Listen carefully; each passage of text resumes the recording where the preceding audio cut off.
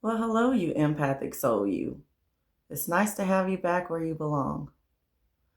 We belong together. Empaths should stick together.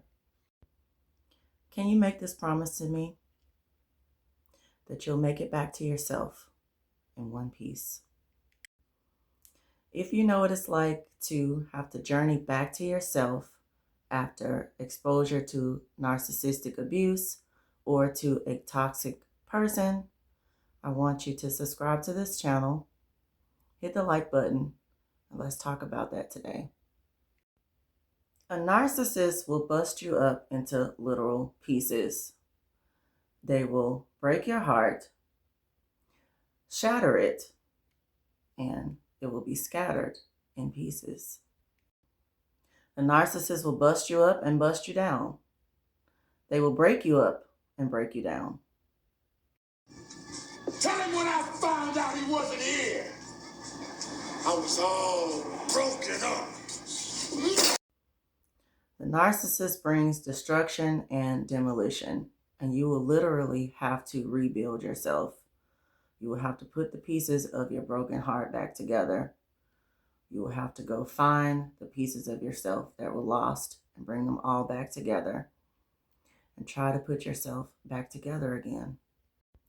You spent a lot of time putting your energy into someone else, building them up, pouring into them to the point to where you had nothing left. You began to pour into this person past your capacity. You began to pour from an empty cup. So how is it then that we get back to ourselves? I believe there are 5 ways to get back to yourself, to make it back to yourself in one piece. First, you have to rejuvenate, then regenerate, then repair, then rebuild, and then renew. So the first thing that you have to do is rejuvenate. Basically, you have to get your enthusiasm back for life. Now, when I was coming out of narcissistic abuse and abusive marriage, I was in a state of despair and a state of depression. So I had to get back to that pep in my step, get back to that zeal and that zest for life. I had to increase my energy and increase my excitement. I had to pep myself up and have a brighter outlook on my future. And rejuvenation can look differently for different people. For me, it was pouring back into myself, starting to treat myself a lot better. That was physically and mentally. All the things that I would put off doing for myself, I started to do. I would start back to buying myself different things, pampering myself in different ways. Just the simplest of things, like buying a pair of earrings for myself. I would put off a lot of that because I had the narcissist first. And so I started to put back into myself after I left the narcissist. So I would think of this rejuvenation stage as self-care, self-improvement. Next, I had to regenerate.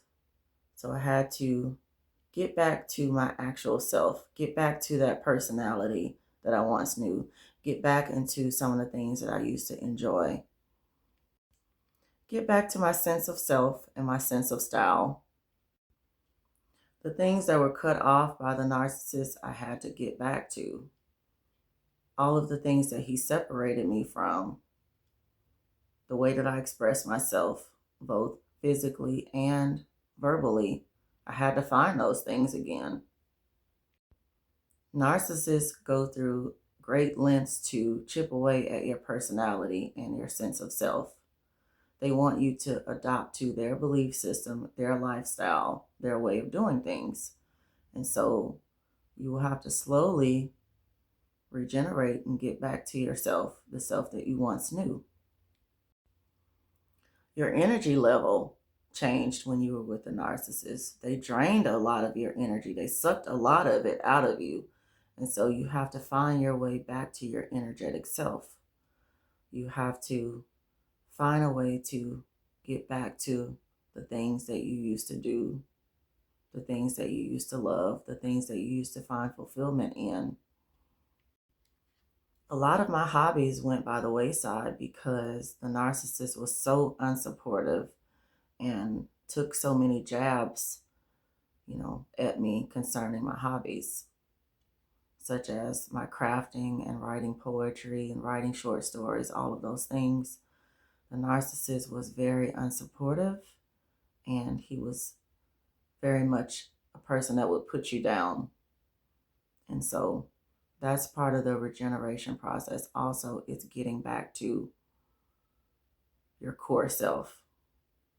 And I found myself writing a book of poetry, Christian poems. I published that book after I left the narcissist. It was something that I wouldn't have been able to do if I was still with the narcissist. The next step is to rebuild. You have been torn down in so many ways, in so many areas of your life and yourself, that you now have to rebuild. There's destruction and chaos everywhere, and you're having to rebuild yourself from that. Your trust has to be rebuilt, your confidence has to rebuild, and so does your self-esteem. The trust in yourself, I had to learn to trust myself again to make the right decisions. Learn to trust myself again to make intelligent decisions, well thought out decisions. I lost trust in myself because I felt like, how could I allow myself to get with this narcissist? What was I thinking? What was I not thinking? How could I be so silly? How could I believe in such a person that was not worthy of that? So I had to learn to forgive myself and also trust myself again that I could make good and right decisions going forward. I also had to rebuild my confidence. I wasn't so sure of myself. I wasn't so certain of what I deserved. The enemy said lots of lies to me over the years, over a 14-year course. Every lie that the enemy said, I had to go and rebuild myself back to the truth. When the enemy called me names, I had to rename myself. I had to rebuild myself after curse words were sent to me. After leaving a narcissist, my self-esteem was totally shot. It was shot during the marriage, and it was shot after the marriage. I had to learn, and I'm still in the process of learning how to rebuild that self-esteem. And I'm doing that through self-help. So I'm doing lots of research on different subject areas like that, such as self-esteem. I'm also involved in domestic violence counseling and therapy. So this is a process. It's not going to be something that happens overnight. This is a process of rebuilding yourself. After rebuilding, the next step is repair. So I definitely had to repair my actual vision. I had to begin to see things clearly instead of distorted. I had a distorted view because of the way the narcissist treated me. I didn't have a very clear view of my future and where I was going. I didn't have a clear vision for myself either. I had to learn to see people for who they were, and I had to stop seeing people, everyone I met, as a narcissist. I had to get my vision very clear and understand just because I went through narcissistic abuse doesn't mean that everybody in my line of sight now going forward is going to be a narcissist. I had to unlearn that behavior, and I had to repair my damaged view, my damaged lenses. I had to be able to focus and see clearly my past versus my present versus my future, and adjust my view accordingly.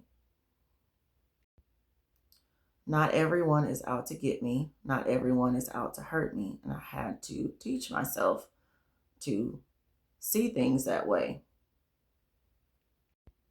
Just because I gave a narcissist a chance doesn't mean that going forward, I can't give other people a chance.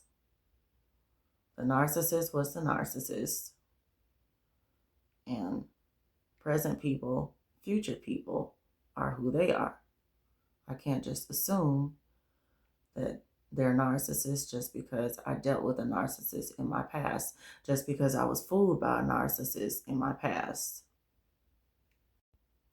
I also had to be reminded that just because I had 14 years of narcissistic abuse didn't mean that the next 14 years of my life were going to be the same.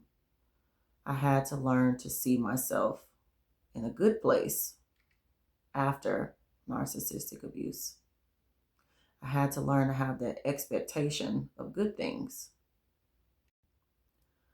So the last step in order to get back to yourself after narcissistic abuse is to have a renewal.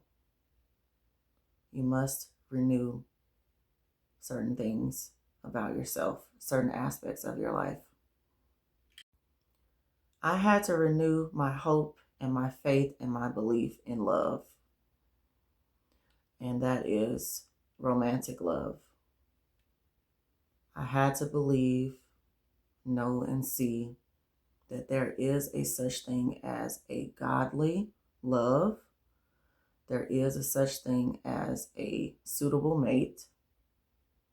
There is a such thing as a kingdom spouse. There is a such thing as a person that is ordained by God for you.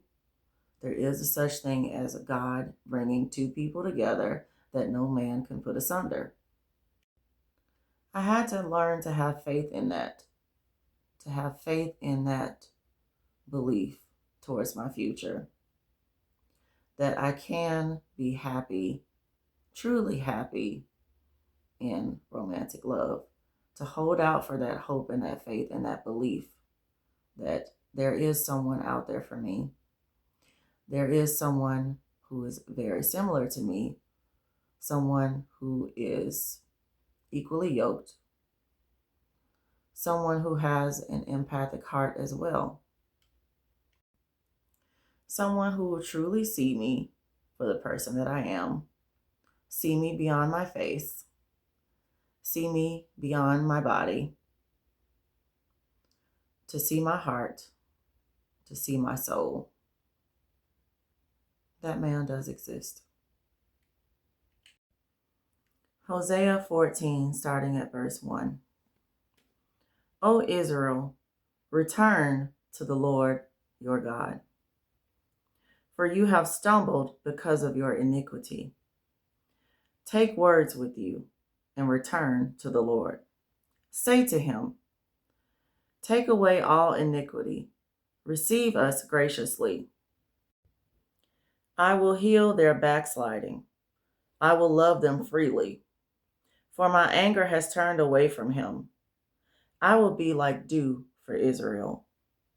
He will grow like the lily and lengthen his roots like Lebanon. His branches shall spread. His beauty shall be like an olive tree, and his fragrance like Lebanon. Those who dwell under his shadow shall return. They shall be revived like grain and grow like a vine. Their scent shall be like the wine of Lebanon. There is a blessing when we return to ourselves and when we return to the Lord. When you return to yourself, you will be received with open arms. When you return to the Lord Jesus Christ, you will be received with open arms. You will be restored. You will be renewed. You will be regenerated. You will be repaired. You will be revived.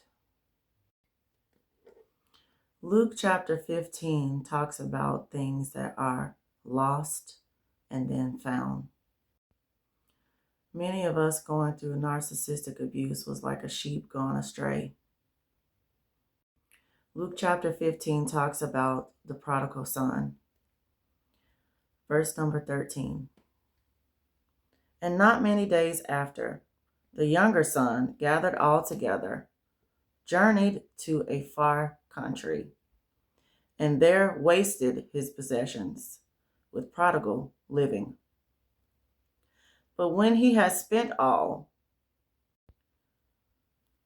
there arose a severe famine in that land, and he began to be in want.